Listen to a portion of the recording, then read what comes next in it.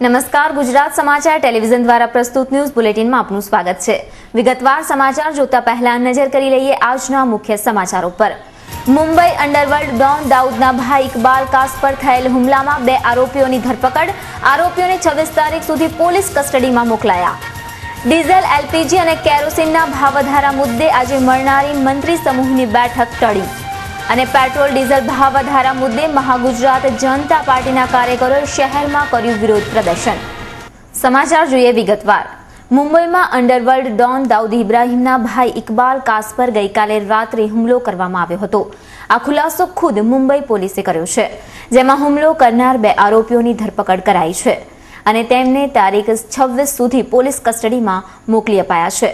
મુંબઈ પોલીસના જણાવ્યા પ્રમાણે આ ગેંગવોર અથવા પ્રોપર્ટી વિવાદ પર હુમલો કરવામાં આવ્યો હોઈ શકે છે અને હુમલામાં ઇકબાલ કાસકરના ડ્રાઈવરનું મોત નીપજ્યું હતું। આજે ડીઝલ, એલપીજી અને કેરોસીનના ભાવવધારા મુદ્દે મંત્રી સમૂહની બેઠક મળનાર હતી, પરંતુ આ બેઠક આજે ટળી ગઈ છે અને આ બેઠકમાં ભાવવધારો થવાની પૂરી શક્યતા હતી, પરંતુ કોઈ અગમ્ય કારણોસર બેઠક મુલતવી રહી હતી। સંભાવના એ પણ હતી કે ડીઝલની કિંમતમાં અંદાજે ₹3 અને એલપીજીની કિંમતમાં ₹30નો વધારો ઝીંકવામાં આવશે। અગાઉ પેટ્રોલની કિંમતોમાં પણ ₹2.5 થી 3 અને હવે ₹5 જેટલો કૃત્રિમ ભાવ વધારો કરાતા આમ આદમી માટે ભારે મુશ્કેલી ઊભી થઈ છે। આવા સમયે જો ડીઝલ, એલપીજી અને કેરોસીન જેવા ઈંધણનો ભાવ વધારો સરકાર દ્વારા કરવામાં આવે તો ગૃહિણીઓના બજેટ વિખરાઈ જશે, સાથે મધ્યમ વર્ગના લોકોને બહુ જ મોટો માર પડશે। શહેરમાં ઓબીસી નોન ક્રિમિલિયર સર્ટિફિકેટ માટે તંત્ર દ્વારા યોગ્ય વ્યવસ્થા ઊભી ન કરાતા લોકો હેરાનગતિનો સામનો કરી રહ્યા છે। અહીં સર્ટિફિકેટ માટે આવતા લોકો ફોર્મ લેવાની લાંબી લાઈનો તેમજ સર્ટિફિકેટને લગતા અન્ય દસ્તાવેજો અંગેની અપૂરતી માહિતીના કારણે મુશ્કેલીમાં મુકાયા છે। આ અંગે લોકોનું કહેવું છે કે ઓબીસી નોન ક્રિમિલિયર સર્ટિફિકેટ લેવા માટેની પ્રક્રિયા પણ ઘણી જટિલ હોવાથી અને વારંવાર ધક્કા ખાવાથી વધુ સમસ્યા થઈ રહી છે। पहला तो અહીં ફોર્મ લેવા આવો। ફોર્મ લઈને તમે જે વિસ્તારમાં રહેતા હો ત્યાં ચોરા ઉપર જાઓ, તલાટીના સહી સિક્કા કરાવો। તલાટી હાજર ના હોય તો કે આવતીકાલે આવજો। આવતીકાલે 11 વાગે આવીએ તો કે બપોરે 2 વાગે આવજો। ફરી ત્યાંથી સહી સિક્કા કરાવીને અહીં જમા કરાવવા આવીએ એટલે અહીં પાછા એમ કે ભાઈ આવકનું પ્રમાણપત્ર તમે જોઈન નથી કર્યું, તો આવકનું પ્રમાણપત્ર ફરી લેવા જાઓ। ફરી ત્યાં તલાટી જોડે સહી સિક્કા કરાવો। અહીંથી ચેક કરી આપો કે આ બરોબર છે। ફરી ત્યાંથી મામલતદાર જોડે જાય એટલે મામલતદાર સાહેબ એમ કે તમે આવકનું પ્રમાણપત્ર જોઈન નથી કર્યું। खट्टी मीठी जिंदगी तुमसे ही है खुशी। You're the one for me baby, you're the one for me। खिल रहे हैं रंग सभी, you're the one for me।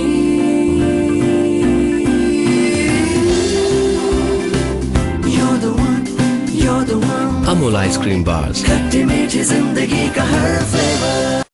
તાજેતરમાં જ પેટ્રોલમાં ₹5નો ભાવ વધારો ઝીંકવામાં આવ્યો છે અને ડીઝલનો ભાવ વધારો થવાની શક્યતાઓના મુદ્દે મહાગુજરાત જનતા પાર્ટીના કાર્યકરોએ શહેરના વાસણા અંજલિ 4 રસ્તા ખાતે વિરોધ પ્રદર્શન કરતા જણાવ્યું હતું કે ગરીબ અને લાચાર લોકોને જીવન જીવવું અઘરું થઈ ગયું હોવાથી આક્રોશ સાથે ભાજપ અને કોંગ્રેસ વિરુદ્ધ વિવિધ બેનરો સાથે સૂત્રોચ્ચાર કરી આક્રોશ વ્યક્ત કર્યો હતો કે ભાવ વધવાના કારણે પરિસ્થિતિ માર્કેટની અંદર કોઈ પણ જગ્યાએ જવા માટેની પરિસ્થિતિમાં સામાન્ય માનવી તૂટી ગયો છે।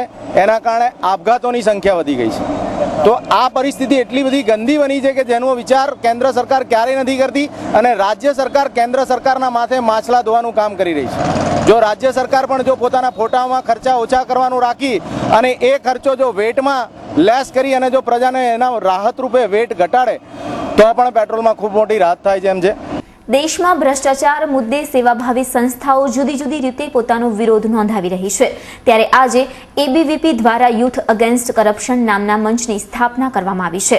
આ મંચે ભ્રષ્ટ કુલપતિઓની યાદી પ્રકાશિત કરી છે, જેમાં ગુજરાત યુનિવર્સિટીના કુલપતિ ડોક્ટર પરિમલ ત્રિવેદીનો પણ સમાવેશ કરાયો છે। તો ભ્રષ્ટાચાર સામેના જંગ અંતર્ગત મંચ દ્વારા કુલપતિના કૌભાંડ મુદ્દે શિક્ષણ પ્રધાન અને રાજ્યપાલને પત્ર લખાયો છે, તેમજ 2G કૌભાંડ અંગે રાષ્ટ્રપતિને પણ પત્ર લખાયો છે। અમદાવાદ મ્યુનિસિપલ કોર્પોરેશન દ્વારા સંચાલિત એએમટીએસ માટે શહેરના વિવિધ વિસ્તારોમાં એએમટીએસ ટર્મિનલ બનાવવામાં આવ્યા છે, જે જૂનાવાડ ખાતે તૈયાર કરવામાં આવેલ ટર્મિનલ સ્ટેન્ડ આકર્ષક અને અત્યાધુનિક બનાવવામાં આવ્યું છે। જેમાં વિશાળ શેડો, ટિકિટ બારીઓ, પેસેન્જર્સ માટે બેસવાની વ્યવસ્થા તે તમામ બાબતોને ધ્યાનમાં રખાઈ છે. પરંતુ કરોડોના ખર્ચે તૈયાર કરવામાં આવેલા એએમટીએસ ટર્મિનલ બનાવનાર કોન્ટ્રાક્ટરોનું કામ ચોકસાઈપૂર્વક કરવામાં આવ્યું છે કે નહીં તે જોવું રહ્યું. તેમજ વિરોધ પક્ષ કોંગ્રેસને પણ વિશ્વાસમાં લેવામાં આવ્યા નથી. ઉનાળાની કાળઝાળ ગરમીમાં નાગરિકો હેરાન પરેશાન સાથે ઝાડા ઉલટી જેવી બીમારીઓના ભોગ બની રહ્યા છે. જ્યાં આજે શહેરના નવરંગપુરા વિસ્તારમાં એક સમડીને વધુ ગરમી લાગી જતા તે તરફડીને નીચે પડી ગઈ હતી. જ્યાં સેવાભાવી સંસ્થાના વોલેન્ટિયરે જણાવ્યું હતું કે ધોમધખતા તાપમાં આ સમડીને ડાયરિયા થઈ ગયો છે, જેથી તેને સારવાર અર્થે લઈ જવામાં આવી હતી. અને હવે વાત આજના માર્કેટની. આજે શેર બજારમાં મંદી જોવા મળી હતી. આજે સેન્સેક્સ 18,177 પર ખુલ્યો હતો. દિવસભરની વેચવાલીને પગલે સેન્સેક્સ નીચો રહ્યો હતો. દિવસ દરમિયાન સેન્સેક્સ 18,020 થી 18,218 વચ્ચે રહ્યો હતો. દિવસને અંતે સેન્સેક્સ 51 પોઈન્ટ ઘટીને 18,088 પર બંધ રહ્યો હતો, જ્યારે કે નિફ્ટી 18 પોઈન્ટ ઘટીને 5,420 પર બંધ રહ્યો હતો. અને હવે જોઈએ આજના હવામાન સમાચાર.